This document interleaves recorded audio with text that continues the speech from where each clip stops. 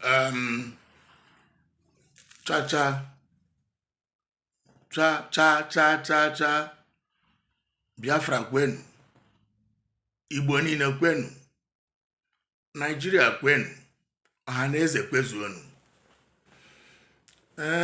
Ọtụtụ ndị mmadụ na-akpọ m na fon wee na-asị na ihe m kwuru na ọ na-ejesa ebe niile, ma ndị ya abịa mee m arrest na m kwuru oziokwu. Wee na-achọ ka m gwa unu kịta ka unu nụkwa ya na ntị again. Ihe mbụ bụ His Royal Majesty Eze ndị Igbo, South Africa, King of Igbos and the King of Igbos and Biafra, living in South Africa. Obi of Obi ndị Eze, Eze ndị Eze, South Africa. Obi gidigbam anụ eyi agụ. Ọ bụrụkwa ebube agụ nke ọ na-awa ebube atụrụ. Ihe m kwuru bụ anụ eyi agụ. Adị m atụ egwu arrest. Enweghị ihe dị otu anwa. Ọ bụghị onye kwuo eziokwu egbuo ya. Adị m azọ gọvanọ nke nna azọ prezidenti. Enwego m pawa. Ha chịcha farituo nnọcha mgbe m jebere maka na King will live forever. Nrituo nwa ma ọ rigorokwa. Adị eroteti. Ọ natara na chi. Ejighị m satifiketi achị ọchịchị ka m were kwupụrụ ala, kwupụrụ enu, kwupụrụ ndị mmiri, kwupụrụ ndị enu, kwupụrụ ndị ala, kwuo eziokwu. Ọ ya bụ ihe Igbo ji si ike. Ọ ya bụ Biafra ji si ike. Biafra siri ike today. Ọ bụrụ na ọ bụrụ igwe satifiketi enwegasịrị, ha jide omenala ghasasị ya. Ka m gwu na eziokwu, Fulani herdsmen enweghị ike ịchịrị na mma na atụrụ ha baa ime ọhịa ndị Igbo. Aṅụ eru ọ na-egbu ha, agwọ na-atụgbusi ha, arụsị dị iche iche nọ n'ime ọhịa ọ na-egbu ha. Mana because of na ndị be anyị mere omenala anyị abandon, jewara na-eje ụka jee ụka. Ụfọdụ adakwa eje ụka, just Christian n'ọnụ chifuo ha nọrọ kwa nke a na-afọ na village. Onye bido chifuo ọsọ ya bụ onye Siemens, onye Katọlik, ọ nọkwa bee onwe ebe ọ na-eje. Omenala onwe nke ọ na-eme ife na-esiri ụmụ Biafra ike.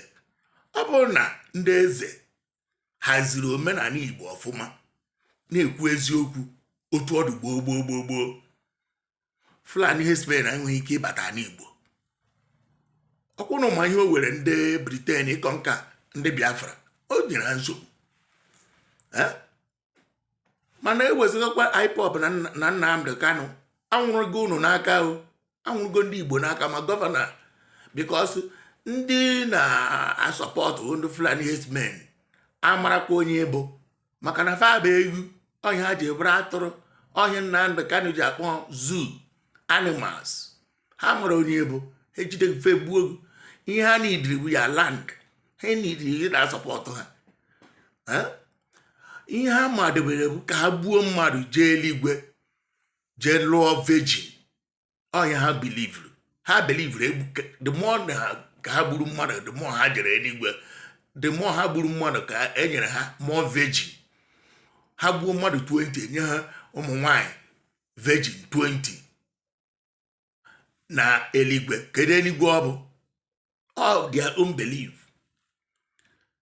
Dute onye nke se enwere onye nke se ka ya zaa Nnamdi okwu na mamife ọ na-ekwugheri sị na ọ sị na chọọchị niile ewu fake.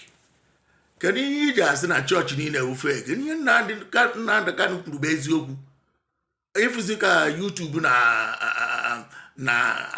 ban some of them. Ihe Nnamdi Kanu kwuru bụ eziokwu. Okay, for example,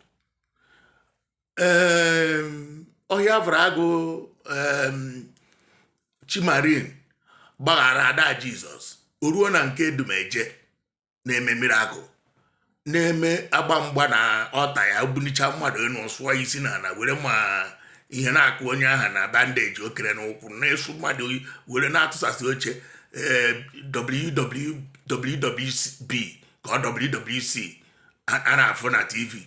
onye Dubejeta ọnụrụ ọta ya onye ọ bụ Ifechukwu na ebuteziere gị ada Jizọs ka ị gbaghara ada Jizọs ga-eju kedu ihe o ji eju ihe o jiri gba ọsọ ọbụla ọ ma na ọ gbaghara ada Jizọs o mezie mmiri aka wee hirie kidney problem o nwere ị na-eji abụzi a prophet ị gbagharazie mmehie jee hirizi ya aghụghọ ya na Rita Edochie ya na ya na-abọ na eko na ụkọ na egwugharị wayo a gbafere why dey na ọ naghị ehirie onye the real problem onye nwere kidney problem onye ọbụla ihu na ọkụkọ ma na ada Jizọs nwere kidney problem but I blame the parents na ha na-eji ekwere na nonsense. The more you look the more you see ihe niile abụ ihe na-aghasara ahịa n'Igbo otu a onye eze Jizọs ji egbere ụmụ nwaanyị ma ụmụ nwoke na-agba ha ọtọ from o bidoro sa agbakwana ọtọ bido gbaba ha ọtọ na mmiri oje nwe hiding camera ọ na-ese ha o were ego ọwụghị na mmiri jee na mgbada o nwere ndị nọ na mgbada na-atụtụkọ ego ama otu ya ebidide ehi o nwere ndị nọ na mgbada na-ebutere ya na paakị na-eje ahụ ọ na-eje ere anụ amịrị amị anụ ọkpọ ọgọ ọ na-erezi ihe ọ bụghị wayo afụrụ nke ọ na-agbakwaziri m Dubeje mba ụnụ makwa onwe ụnụ ọ bụrụ na ụnụ ejizi n'ahịa aghọrị ama m ndị chọọchị niile ofe ihe a na-eme bụ amụma ụnụ gburu 2020 before corona bịa COVID-19 bịa gụrụ na-eme akarịarịa COVID-19 ruo today so ka hapụ ihe a ka ọ bụ nke a ụwa zuru ike na-ekwugheri ụwa zuru ike ekwesịghị na-akpụ ihere meke na ụwa zuru ike kedu ụdị mmadụ bụ ihe a okenegoro na onye na-azọ Biafra sị na ya na-asọpọtụ ndị gọvanọ na otu ha si fọm nwee ebube agụ sị na Nnamdi Kanu sị na ya ji atọ ọnụ anyị Igbo ka ọ bụrụ Somalia bikos ọ da-aghọta inu onye atụwara inu kọwara ma na ejiri egolu nne na afụ maka na atụrụ inu kọwara ya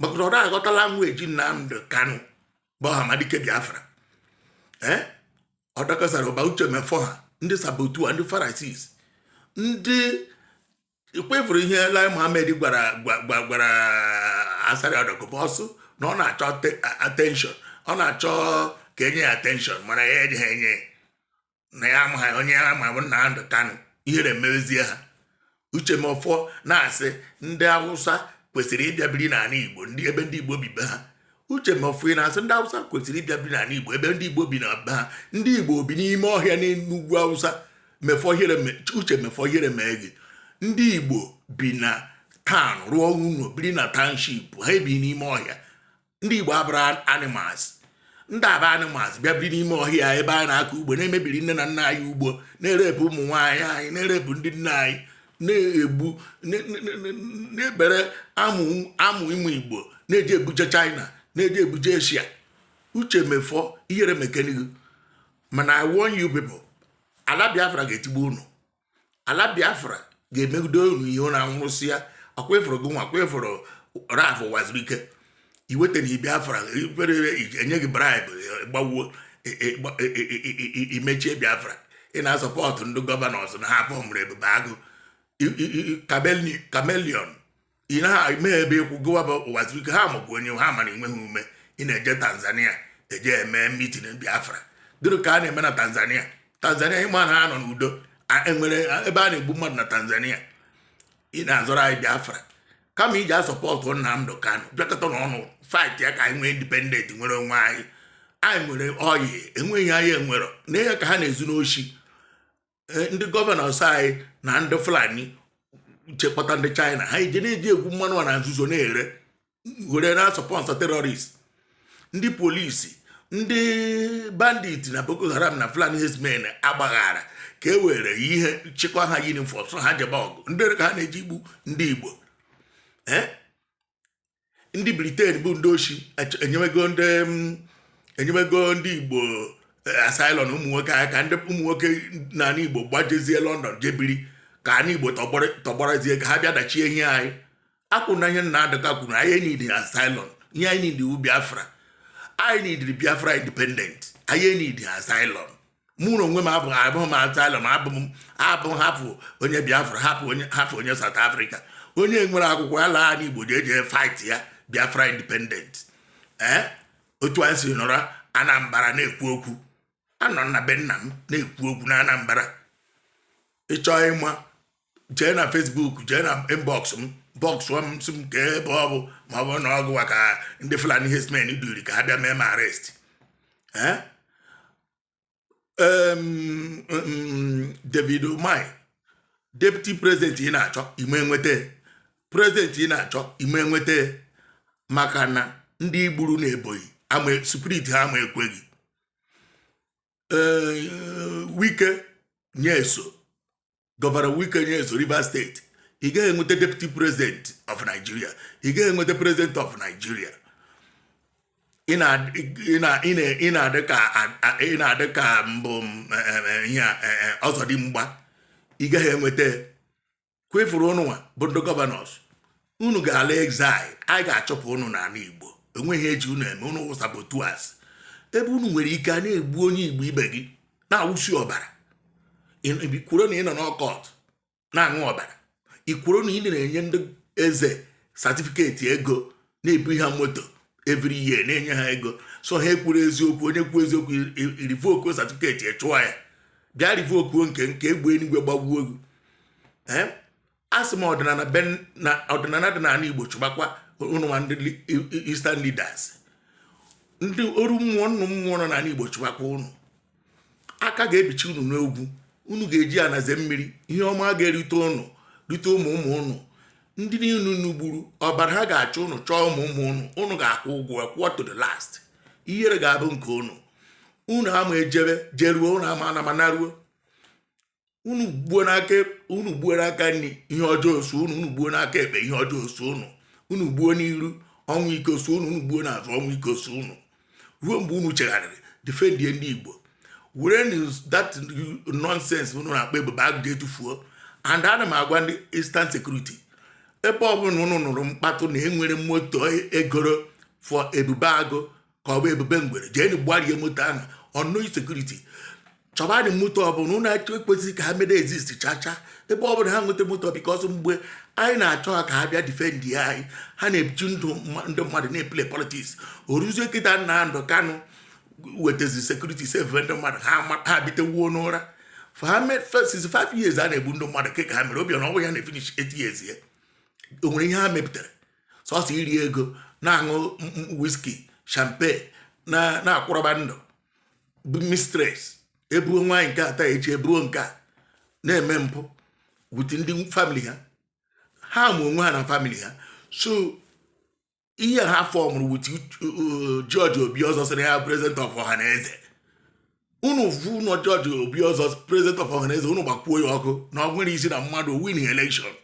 Ọ bụ president of Ọhaneze, I will never respect him even one day, because nkwugheri ka ọ na-eme. Onye dị otu ha ụdụ nna ka ọ bụ onye nke a nwekwara family, o kwesịrị ije zuoro ike chịkwawa family nọ retire go. Prọfesọ ya enweghị isi. Ịgụ akwụkwọ abụkwara amamife. Anyị ga-enwe Biafra. Ihe anyị chọrọ Biafra ga-adị. Onye Igbo ọbụla kwuo okwu Biafra ebe ọbụla ị nọ, tụba ego maka Biafra ebe ọbụla ị nọ, gbaba mbọ maka Biafra ebe ọbụla ị nọ, ọkwa for real. Biafra ga-abịa n'iru Nnamdi Kanu, bịa n'iru Simon Akpa na ndị na secretary powerful powerful Amazi Mafa na ndị IPOB niile, executive niile na-arụrụ IPOB ọrụ. Biafra ga-abịa gbado n'iru unu. Ụmụ unu ama anwụ n'ike, ụmụ unu ama anwụ na mberede. Ihe ọbụla ga-egbu ndị IPOB, ihe ọbụla ga-egbu ndị side security, ihe ọbụla ga-egbu Nnamdi Kanu, chọba ndị gọvanọs niile, chọba ndị ọhaneze niile, chọba ndị a na-agba anyị, chọba Uche Mefọọ, Dr. Bọs Irene Ụwazirike ji egbuo ha. Ihe ọnwụ ọbụla, ọnwụ ike ọbụla, ọnwụ mberede ọbụla, ọnwụ okporo ụzọ ọbụla ga-egbu Nnamdi Kanu, Maazị Nnamdi Kanu Ụwazirike Biafra, ndị IPOB na ndị executive niile, Sama na Akpa, ha chọba Eastern governors, Eastern leaders, ọhaneze ndị oshi, ndị ama, ndị ụgha, ndị ogbu akpa, ndị ogbu aṅụ ọbara, ndị ogbu ala n'iyi. Suche chọba ha ebe ha nọ na ọnwụ, chọba ha ebe ha nọ na gbube ha. Eastern Security amanwụ, IPOB amanwụ, ndị nọ na nga ga-apụta. Ana m asị nna nna anyị ha ndị mbụ ndị egere Chukwu bi n'igwe Chukwu abịa ma jee rilizie ndị IPOB nọ n'ime rilizie ha nye ha ogologo ndụ na ara isi ike ka ha si ike fight ba soro Nnamdi Kanu fight ba ndị Fulani herdsmen ịgbata laa na n'ala Igbo na anyị achọ ha. Anyị siri ike, anyị zuru ka eme, anyị bụ odogwu, anyị nwere ebunwe nkwụ, onwe ihe na-eme. Agọzie m unknowing gunmen Chukwu nna debe ụnụ, ndị mbụ na ndị egere chebe ụnụ, mmụọ dị n'ala Igbo chebe ụnụ, nye ụnụ ume, nye ụnụ ike ka ụnụ gbaba ha, gbabakwuo ma ndị gọvanọs a, gbawakwuo ma ndị ọha na eze a, gbawakwuo ebe ọ bụla n'ụfụrụ road blọk tisasị ya na ya, ebe ọ bụla n'ụfụrụ polis steshọn gbaa ya ọkụ, ebe ọ bụla n'ụfụrụ ndị ochie a n'obodo oyibo gbaa ha ọtọ, disgrace them, ha enwere isi. Anyị nidiri Biafra, ọ bụrụ na enye ha Biafra ya amụnye Naijiria ọkụ. Kuchi Nnamdi ka a na-ebinye na amụnye ọkụ ji agbawusi ha. Otu esi igbu Idris ka a ga-egbuchisi ndị ochie a niile. Ụnụ ga-anwụ n'ike. Ihe ọma ọ ga-adịrị ụnụ mma na eke, ọ ga-adịrị ụnụ mma na oyi, ọ ga-adịrị ụnụ mma n'afọ. Mgbe Eastern leaders unu a ga-enwe ezumike nkwa. Ọbara ndị unu gburu ga-achọ ụdị unu nwụọ ọbara unu. Ala Igbo nwere ọbara ndị Igbo, nwụkwa ọbara unu ma ụmụ unu. Ihe ọma agaghị abụ ka unu ga-ebe akwa ngarammara. Anyị akwụsị igbu ndị Igbo. Agọzie m Amadike ndị Igbo bụ Nnamdi Kanu, Maazị Nnamdi Kanu. Chukwu nyere gị ike, Chukwu gbaa gị ume, nna nna anyị gbaa gị ume, Chukwu nye gị ike, nye famili gị ike ka unu too ndụ nweta Biafra. Ka Chukwu disgrace your enemy. All your enemies shall die your death. IPOB, all your enemies shall die your death. Nnamdi Kanu and his family and the executive IPOB, one family. All your enemies shall die your death. Ongoing no men. All your enemies shall die your death. Continue destroy all this nuisance and useless police and their roadblock in Nigeria, because ọdún ugwu Hausa ọsọsọ na n'Igbo ka ha na-abịa onye achọ eme post ọsụme ya post na n'Igbo ka ọ bịa riwe ego. Onye ọmịa ọbụla ga-egbu onye Igbo, onye Igbo ọbụla nọ n'amị ga-egbu onye Igbo, ọnwụ ike sokwe gị. Onye polisi ọbụla ga-egbu onye Igbo, ọnwụ ike sokwe gị. Ihe ọbụla onye Kalaba, onye Rivers steeti, ebe ọbụla isi na Biafra land gbuo onye Biafra, ịma afọ ihe ọma. Arụsị niile dị n'ala Igbo tigbuo gị, nna nna anyị ha tigbuo gị. Nkwọ ọnwụ ike, nkwọ ọnwụ ebe akwa, ihere bụrụ nke gị, ị ga-anwụ. Wee na-asị Biafra, Chukwu gọzie unu, Biafra udo doro unu, Biafra mma mmanụ, Chukwu enye gị anyị Biafra. Anyị na-eselebreti Biafra na mmụọ.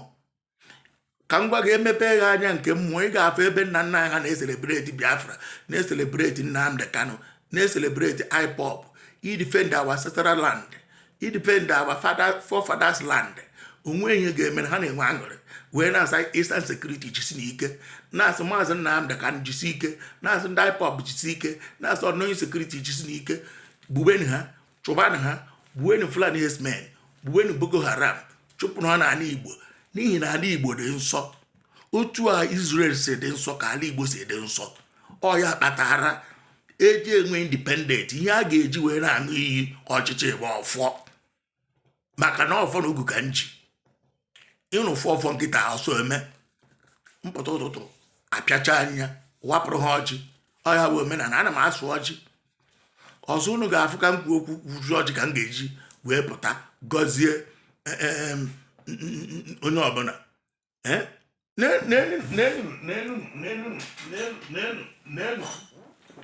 N'elu mmanya nna nna ha na-aṅụ ka enufere ya ka ntụpụ ya n'ala nke a wee sị ndị mbụ na ndị egere na-ekwenụ mmanya nke a ṅụọ na-eke n'oye n'afọ nkwọ. Debenu Nnamdi Kanu ndụ, debenu ndị IPOB ndụ, debenu Unknown Security ndụ. A ga-adị ndụ ka nka wee na-esopụ unu aṅụọ, maka mbụ na ụnụ ṅụọ ọfụ ngọrọ ore ọfọ soro igbe ere, ma nke Nnamdi Kanu na-ekpe n'ekpere. Unu ọfụ na-agọ na ekpere Nnamdi Kanu na ndị IPOB bụ onye ọbụla ya soro ree. Ise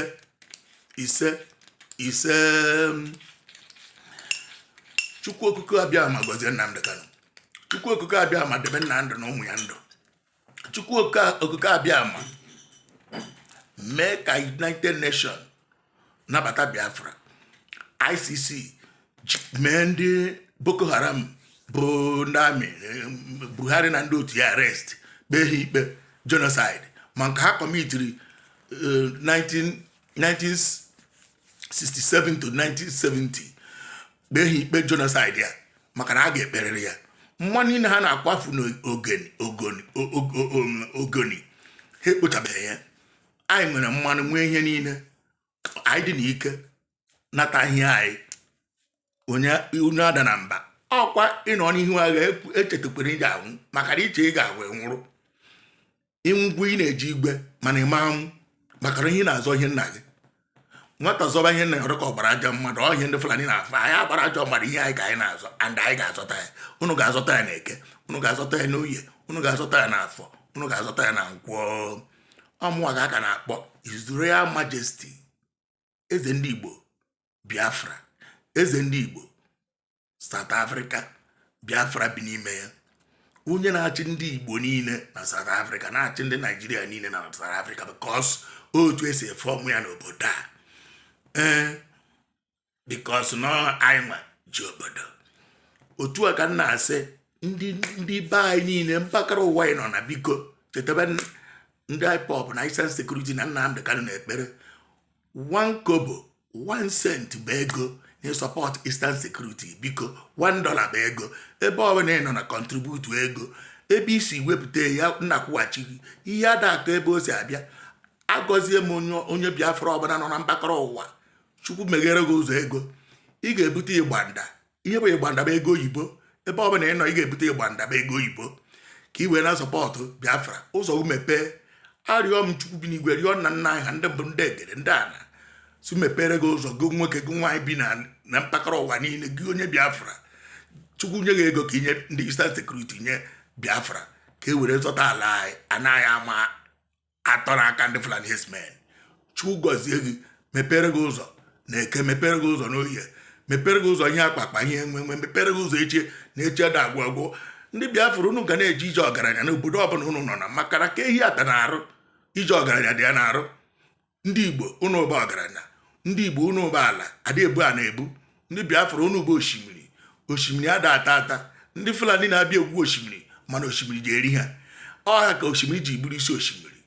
Ana m asị ka Chukwu gọzie unu ebe ọbụla unu nọ na jisi na ike gbaba na mbọ nụba na ọgụ.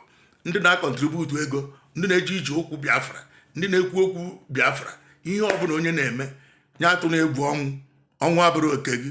Aṅụọ m iyi n'ọfọ, aṅụọ m iyi n'ọfọ, aṅụọ m iyi n'ọfọ, aṅụọ m iyi n'ọfọ n'ụbọchị nke taata bụ Afọ wee sị na ịmanwụ n'ike, ịmanwụ na mberede, ịmanwụ na ị na-azọ ihe nna gị, ịmanwụ idifendi Biafra land. Ndị amị ndị Biafra nọ na amị nọ na Amerịka lọta n'ala Igbo difendi ala ọnụ. Ndị amị na ndị polisi nọ na Amerịka, USA, America, London, European Union, Asia, mpakara ụwa niile unu nọ o ruo na eme ma general ihe ọbụla ị nọ na ya.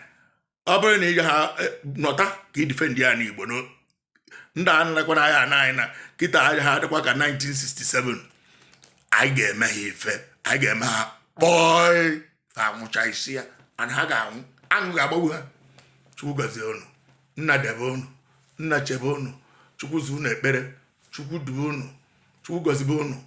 Ọnwụ ike abụrụ oke unu, ọnwụ mberede abụrụ oke unu.